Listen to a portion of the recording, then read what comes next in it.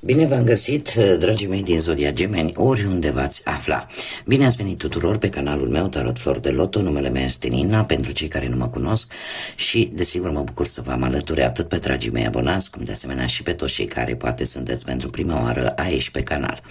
Azi vei face o lectură generală pentru luna martie, așa că toți cei care aveți soare, lună, Venus sau ascendentul în Zodia Gemeni, atunci această lectură este de asemenea și pentru voi.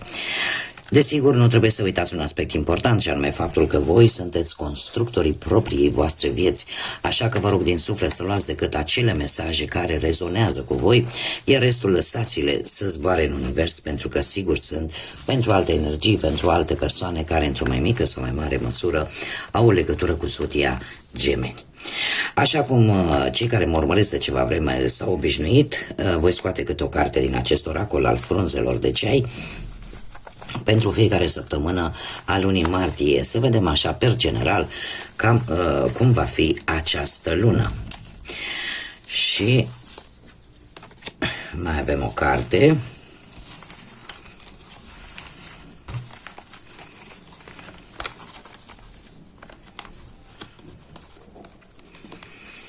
Bun. Să vedem ce avem aici. Prima săptămână avem barca. Se pare că apare un vânt al schimbării încă din prima săptămână. E vorba despre niște proprietăți, despre niște bani, poate de o moștenire. Cert este că acest vânt al schimbării duce către o victorie sau vine cu o victorie. A doua săptămână apare implicarea unei femei în vârstă, o femeie cochetă, o femeie cu fața un pic, cu un, cum să spunem, o față un pic ascuțită, aș spune, și care îi place să fie foarte cochetă, să poarte, nu știu, culori de roșu, de verde, să se poarte rujată, poate, sau pur și simplu are așa o înfățișare un pic mai dură. A treia săptămână vine cu ceașca. Se pare că ar trebui să acceptați anumite critici destul de bine întemeiate. Vor apărea anumite păreri posibile, anumite opinii pe care, nu știu dacă din păcate sau din fericire pentru voi, va trebui să le acceptați, pentru că sunt constructive pentru voi. A patra săptămână vine cu copacul. Se pare că anumitele situații care au ceva de văzut cu familia, situații care trebuie rezolvate, sau, eu aș mai spune, ceva situații care pot implica sănătatea. Ar putea fi și acest lucru. Haideți să vedem care ar fi energia generală pentru voi în această lună martie. Care este energia generală pentru dragii mei din Gemeni? Și avem un 1. Aveți o energie de noi începuturi, de noi orizonturi. Avem cavalerul care ne vorbește de a face fapte eroice, ca să zic așa, da? A fi fără frică, fără teamă și a fi foarte asertiv, a ști cum să rezolvi poate anumite lucruri fără să fie nevoie de folosirea forței, da? Decât prin puterea cuvântului, de a convinge pe cineva de anumite lucruri într-o manieră cât mai bună, ca să zic așa, sau să vă impuneți punctul de vedere într-o manieră cât mai docilă, cât mai blândă. Ce ne mai spune această energie? Că sunteți foarte determinați să executați anumite reguli. Sunteți foarte curajoși și se pare că vreți cu tot din adinsul ori să participați, ori să câștigați într-o anumită cauză, posibil umanitară. Oricum sunteți foarte perseverenți și aveți simțul onoarei. Haideți să vedem pe partea profesională ce vine pentru voi. Avem un paș de monede, dragilor. Pe partea profesiei, cu ceva timp în urmă v-ați dat seama că sunteți totuși pe drumul cel bun. Posibil unii dintre voi ați început un nou job sau o nouă carieră profesională în care va trebui poate a trebuit să îndepliniți foarte multe lucruri sau vi s-au cerut foarte multe lucruri. În prezent avem diavolul, nu știu dacă zodia Capricorn vă spune ceva pe planul ăsta profesional, cert este că vin oferte, iar istețimea o să vă ajute să obțineți ceva pozitiv din aceste oferte profesionale. Desigur, vine și cu un avertisment și acela de a nu amesteca dragostea cu munca. De ce? Pentru că vă poate aduce ceva probleme. Și ar fi foarte indicat, dacă sunteți la masa negocierii vis-a-vis de un contract de muncă, să cereți toate informațiile pe care voi le considerați necesare. Acum, Martie vine cu acest 10 de spade. Se pare că totuși există o trădare, există niște informații care nu vi se dă și dacă voi nu le cereți, cam asta este energia, aceea de decepție. Aceea în care ceva neașteptat, jocuri ascunse pe la spatele vostru vă pot face poate să pierdeți un job sau să fiți concediați sau cineva să nu se țină de cuvânt în ceea ce privește munca. Da? Ceva cumva nu se va concretiza dacă nu veți fi atenți la acele informații. Trebuie să vă spun că dacă veți îndeplini acest aparent mic aspect, dar important, referitor la informații, lucrurile cumva, deci dacă veți ține cont de acest aspect, lucrurile se pot schimba. De ce? Avem un 10 de monede care îmi spune că veți progresa. Da? Deci, într-adevăr, e posibil să... Asta depinde de voi. Asta depinde pur și simplu de voi. Avem deja 2 zecari care mie îmi vorbesc de noi începuturi, dar noi începuturi, mare atenție, total diferite. Un început în care decepția este la loc de cinste și desigur este ceva negativ, și avem în cazul în care voi veți lua decizia cea mai înțeleaptă, da? Și nu vă veți lăsa induși în eroare de tot felul de promisiuni, de șarte, fără să obțineți informațiile în prealabil. Dacă veți ține cont de acest lucru și veți obține tot ceea ce este necesar să știți, atunci puteți avea acest 10 de monede care vă va asigura progresul și o îmbunătățire la nivel profesional. Și unii chiar pot obține un job poate mai bun decât cel anterior. Haideți să vedem. Foarte multe începuturi avem, deja e al doilea paj. Pe plan material, acest paj de spade vine cu cheltuieli care te-au dus la anumite probleme financiare și unii dintre voi chiar e posibil să fi cerut sprijinul unui specialist în domeniul ăsta financiar. În prezent avem împăratul, semnul berbecului, poate vă spune ceva, care ne vorbește despre o moștenire sau o reușită financiară sau poate un proces legal care implică o anumită sumă de bani. Martie vine cu spânzuratul care îmi spune că sunt la voi a economisi bănuții este prioritar, așa că nu faceți cheltuielii necesare, chiar dacă poate aveți câștig de cauză în acest proces în mod special. Sau chiar dacă vă apare așa o mică sumă de bani, nu dați cu ea în stânga și în dreapta de-a lungul lunii lui martie. Și trebuie să mai vă spun, fac o mică paranteză. Martie, cel puțin în tradiția noastră românească, este considerată luna în care nu e bine să dai bani, nu e bine să dai sare din casă și, în general, nu e bine să iei. Este o lună cu o anumită energie specială, din bătrâni vine acest lucru, în care una e să plătești toate dările care le-ai de plătit sau să-ți faci cheltuielile firești în fiecare lună, dar altceva este să dai bani sau să iei bani și în mod special nu monezi. Hai să mergem mai departe. Mai departe mergem cu relația în dragoste pentru cei care sunteți într-o relație. Dragilor, voi ați traversat, unii dintre voi, o perioadă destul de complicată.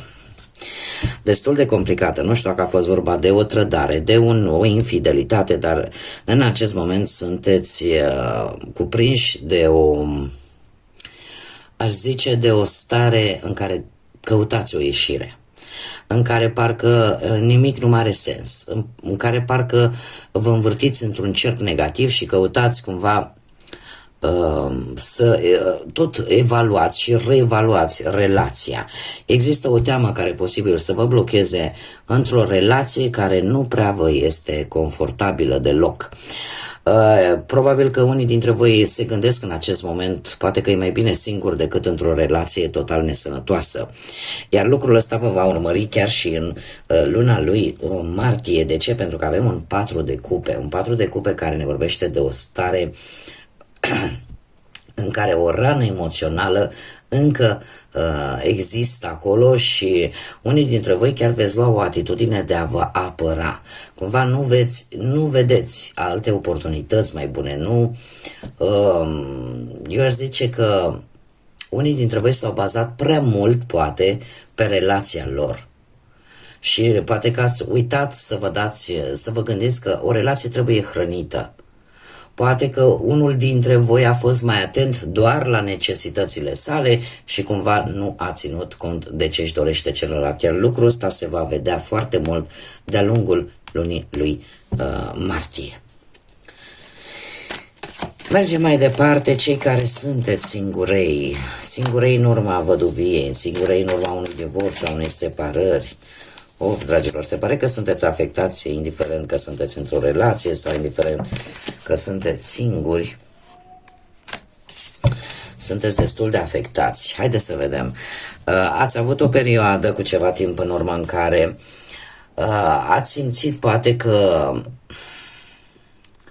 ceva este ascuns, ceva pe care voi nu-l vedeți, cumva îl intuiți, dar parcă nu-l vedeați. Nu știu, poate ați cunoscut o persoană în care i-ați oferit încredere așa din prima, fără să vă dați seama că încrederea este ceva care se câștigă și în timp se câștigă, da?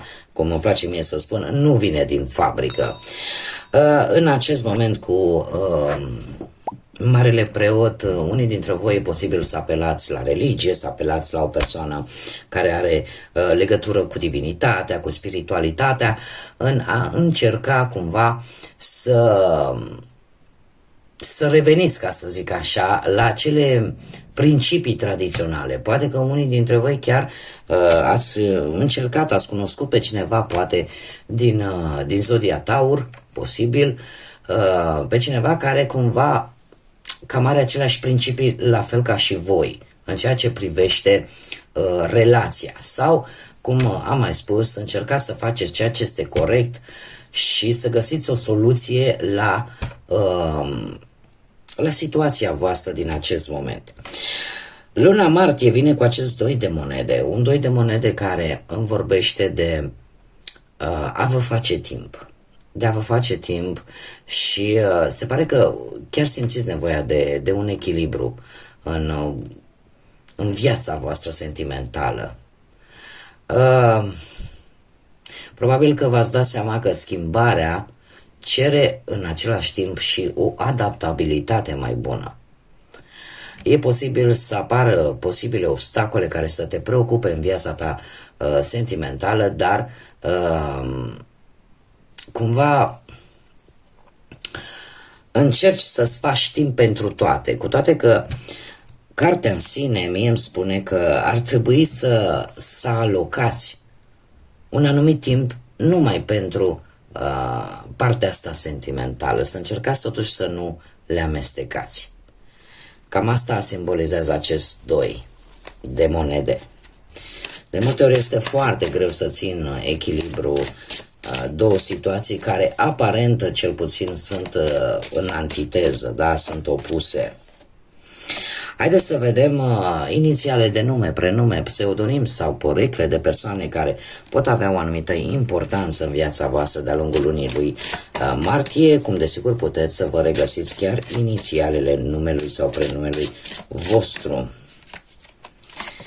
Și avem litera N, litera P, Încă o dată litera P,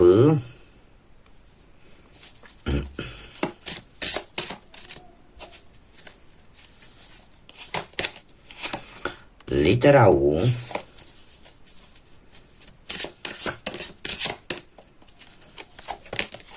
litera R, litera I,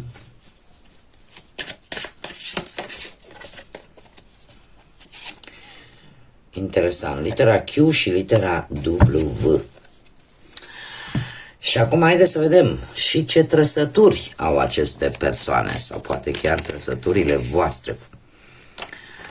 Avem cineva care posibil să aibă vreun piercing, o femeie, cineva mic de statură și cineva brunet. Și un mesaj general pentru voi, dragii mei, din Gemeni: purificare. Acest trandafir alb care ne spune în felul următor: atunci când vei exclude din viața ta persoane, locuri și experiențe negative, nefaste, atunci vei găsi adevărata pace. Este un îndemn de a lăsa lucrurile negative în urmă, de a lăsa toate aceste experiențe prin care unii dintre voi ați trecut și, cum bine am văzut, aici apare totuși mici